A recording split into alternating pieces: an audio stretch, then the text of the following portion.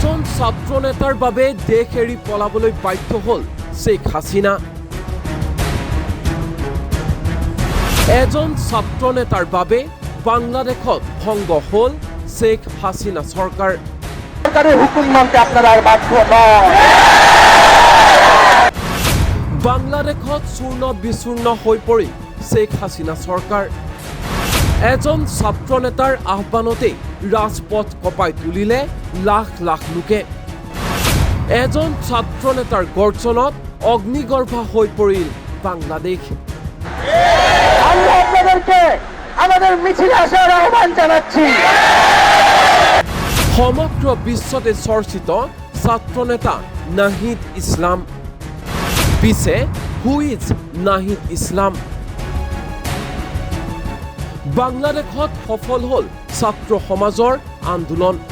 ছাত্ৰ সমাজৰ আন্দোলন দমন কৰিবলৈ সৰ্বশক্তি প্ৰয়োগ কৰিও শেষ ৰক্ষা কৰিব নোৱাৰিলে শেখ হাছিনাই। প্ৰবল গণবিক্ষোভত প্ৰধানমন্ত্ৰী পদ এৰি বাংলাদেশৰ পৰা পলাবলৈ বাধ্য হ'ল খুদ শেখ হাছিনাই।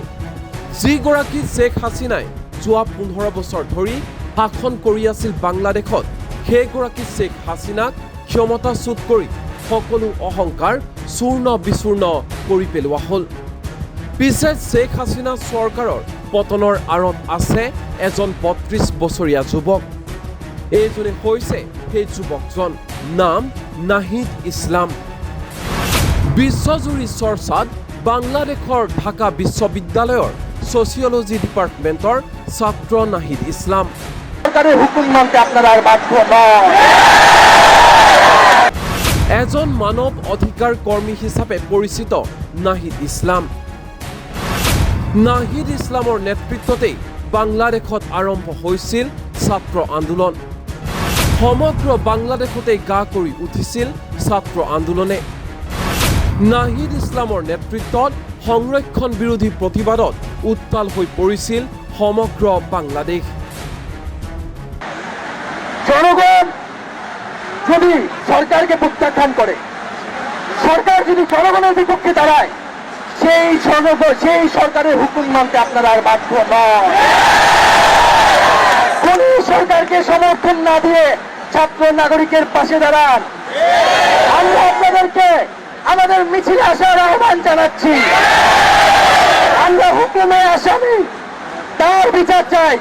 আপনারা বিচার চান কেন তারা খুন করতে আপনাদেরকে বাধ্য করা হচ্ছে? আমরা সকল গণহত্যার বিচার করব এই বাংলার মাটিতে। মেরে ফেলা হয় আমাদের যেই ভাই, আমাদের খুন করা হলো, যেই মায়ের বুক খালি করা হয়েছে, তাকে কি দেওয়া হবে? আমাদের জীবনের বিনিময়ে শেষ রক্তবন্ধু পর্যন্ত এই লড়াই সবাই চালিয়ে যেতে হবে। কোনো নেতৃত্ব নাই, সমন্বয়ক নাই, বাংলাদেশের জনগণই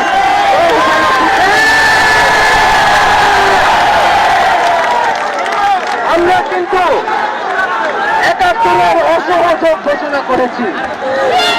কোন গান্ধীবাদী অসহযোগ কিন্তু আমরা ঘোষণা করিনি। আমরা শান্তিপূর্ণ থাকবো যদি আপনারা অস্ত্র না চালান, আপনারা গুলি না চালান। কিন্তু যদি শিক্ষার্থীদের উপরে, নাগরিকদের উপরে অস্ত্র চলে, তাহলে কিন্তু প্রতিরোধ করে তোলা হবে। প্ৰকাশিত তথ্য অনুসৰি 2018 চনতেই নাহিদ ইছলামে বাংলাদেশৰ শিক্ষা ব্যৱস্থা উন্নত কৰাৰ দাবীত আৰু সংৰক্ষণ ব্যৱস্থাৰ বিৰোধিতাৰে অনলাইন অভিযান আৰম্ভ কৰিছিল। 1 লাখৰো অধিক লোকে তেতিয়াই এই অভিযানত সমৰ্থন আগবঢ়াইছিল।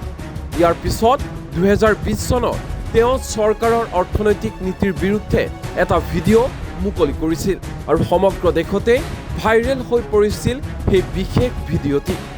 ঢাকা বিশ্ববিদ্যালয়ত অধ্যয়ন কৰাৰ সময়তে ৰাজনীতিৰ প্ৰতিও আকৰ্ষিত হয় নাহিদ ইছলাম আৰু তাৰে ফলস্বৰূপে ছাত্ৰ শক্তিক জাগ্ৰত কৰি শেখ হাছিনা চৰকাৰক উফৰাই পেলোৱাৰ লক্ষ্যৰে ৰাজপথত নামি পৰে নাহিদ ইছলাম। বাংলাদেশৰ ঢাকা বিশ্ববিদ্যালয়ৰ ছাত্ৰ নাহিদ ইছলামৰ নেতৃত্বত আৰম্ভ হোৱা ছাত্ৰ সমাজৰ আন্দোলনক লৈ বাৰুকৈ হলঠেকত পৰিছিল শেখ হাছিনা চৰকাৰ। কেনেকৈ এই আন্দোলন প্ৰতিহত কৰিব পৰা যায় তাৰ বাবে প্ৰস্তুত কৰা হৈছিল ৰণকৌশল।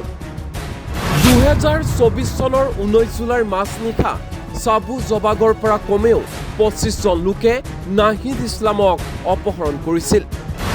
চকু বান্ধি নাহিদ ইছলামক অপহৰণ কৰি নি প্ৰহাৰ কৰাৰ লগতে এটা কোঠাত ৰাখি ছাত্ৰ আন্দোলনক লৈ প্ৰশ্ন কৰা হৈছিল। 21 জুলাইত পুৰ বাছেলফৰৰ এখন দলঙৰ তলত নাহিদক অচেতন অৱস্থাত উদ্ধাৰ কৰা হৈছিল। শৰীৰৰ বিভিন্ন স্থানত আঘাতৰ চিন স্পষ্ট হৈ আছিল নাহিদ ইছলামৰ। 26 জুলাইত নাহিদক চিকিৎসালয়লৈ লৈ যোৱা হয় আৰু তাৰ পৰাই আৰক্ষীয়ে জিম্মাত লৈছিল নাহিদ ইছলামক। এই সময়ছোৱাতেই আৰক্ষীয়ে নাহিদ ইছলামক আন্দোলন শেষ কৰিবৰ বাবে হেঁচা প্ৰয়োগ কৰাৰ লগতে নাহিদক প্ৰহাৰো কৰিছিল। কিন্তু ইমানৰ পিছতো আৰক্ষী তথা শ্বেখ হাছিনা চৰকাৰৰ ৰঙা চকুলৈ ভয় নকৰি পুনৰ আন্দোলনত নামি পৰিছিল নাহিদ ইছলাম।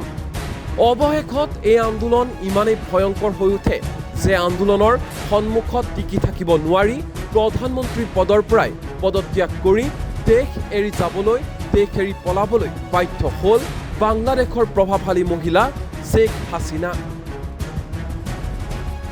এনেকৈ যেন শ্বেখ হাছিনা চৰকাৰে কৰা প্ৰতিটো প্ৰহাৰৰ প্ৰতিশোধ ল'লে নাহিদ ইছলামে।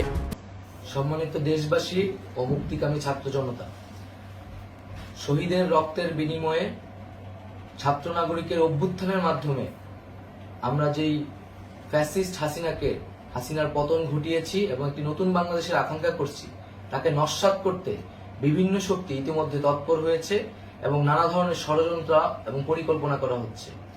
আমরা মুক্তিকামী ছাত্র জনতার পক্ষ থেকে স্পষ্টভাবে বলতে চাচ্ছি যে এই বাংলাদেশকে ফ্যাসিবাদী রেজিম থেকে মুক্ত করার জন্য এবং একটি নতুন বাংলাদেশ, জনগণের বাংলাদেশ প্রতিষ্ঠার জন্য সকল ধরনের ষড়যন্ত্রকে নস্যাৎ করার জন্য, প্রতিহত করার জন্য বাংলাদেশের ছাত্র জনতা কিন্তু সদা প্রস্তুত রয়েছে। আমরা দেখতে পাচ্ছি নানান জায়গায় লুটপাট, সহিংসতা এবং সাম্প্রদায়িক হামলার মতো ন্যাক্কারজনক ঘটনা ঘটছে। আমরা এর তীব্র নিন্দা জানাচ্ছি এবং আমরা মুক্তিকামী ছাত্র জনতার প্রতি আহ্বান জানাচ্ছি যে এই ধরনের ঘটনাকে প্রতিহত করার জন্য আমাদেরকে প্রস্তুত থাকতে হবে, আমাদেরকে দায়িত্ব নিতে হবে। কেউ যাতে এই আন্দোলনকে নস্যাৎ করার জন্য এই ধরনের ঘটনা ঘটানোর সুযোগ না পায়, সেদিকে আমাদের সদা সতর্ক থাকতে হবে। আমরা আরো দেখতে পাচ্ছি যে রাষ্ট্রপতি গতকাল বলেছিলেন যে অনতিবিলম্বে তিনি জাতীয় সংসদ বিলুপ্ত করবেন, কিন্তু আমরা এখনো দেখছি যে একটি অভ্যুত্থানের পরেও এই ফ্যাসিস্ট হাসিনার জাতীয় সংসদ রয়ে গেছে। তাই আমরা ঘোষণা করছি যে আজ দুপুর 3টার মধ্যে এই ফ্যাসিস্ট হাসিনার যে জাতীয় সংসদ, সেই সংসদের বিলুপ্তি ঘোষণা করতে হবে। যদি আজ বিকাল 3টার মধ্যে এই জাতীয় সংসদের বিলুপ্তির ঘোষণা না আসে, তবে আমরা কঠোর কর্মসূচি দিতে বাধ্য থাকব। এছাড়া বন্ধুগণ, সবার জন্য আমরা জানাচ্ছি যে আমাদের যে অন্তর্বর্তীকালীন সরকারের কথা আমরা বলেছি, সেই সরকারের প্রধান উপদেষ্টার নাম আমরা ইতিমধ্যে ঘোষণা করেছি এবং এই সরকারের অন্যান্য উপদেষ্টা সহ সামগ্রিক রূপরেখা আমাদের প্রস্তুত রয়েছে। আমরা খুব শীঘ্রই সেই রূপরেখাটি জাতির সামনে উপস্থাপন করব। আমরা বাংলাদেশে স্থিতিশীলতা চাচ্ছি, সমাজে ন্যায় বিচার চাচ্ছি, সেজন্য কার্যকর পদক্ষেপ নিতে হবে এবং তার প্রথম পদক্ষেপটি হতে হবে এই জাতীয় সংসদ ভেঙে দেওয়া।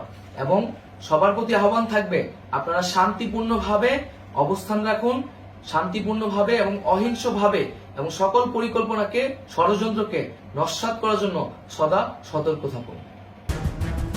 এতিয়া এইগৰাকী ছাত্ৰ নেতা নাহিদ ইছলামে বাংলাদেশত পৰৱৰ্তী চৰকাৰ গঠনত ল'বলৈ গৈ আছে মুখ্য ভূমিকা।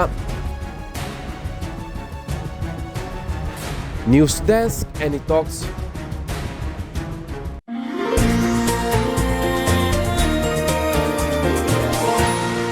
এনি টক্স, সোঁতৰ বিপৰীতে ৰাইজৰ স্বাৰ্থ।